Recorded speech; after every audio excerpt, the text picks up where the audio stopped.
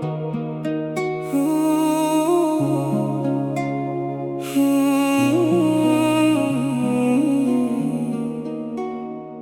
si sien Kynduh bat phi halinti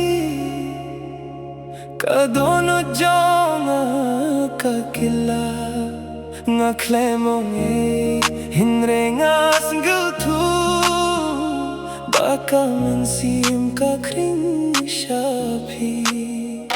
Tang si Kynduh hynrei nga kynmaw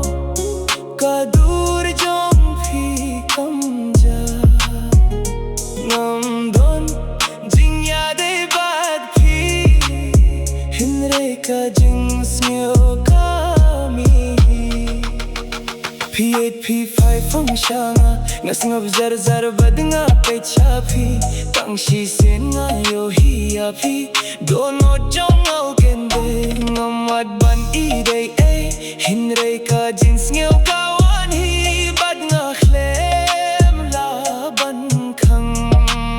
phi khlem tipi anga nga ru ngam mong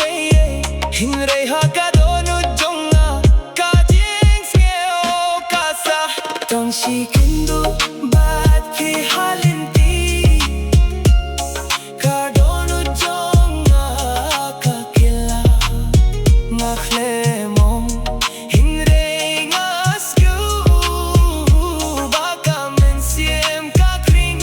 shaphi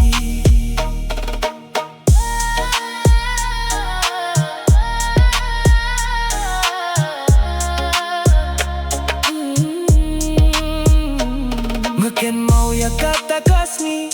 watla tang si khilip mat ka jingieid kam don shisha hynrei ka jingsngewbha shisha Lada ka porkan ay lad ban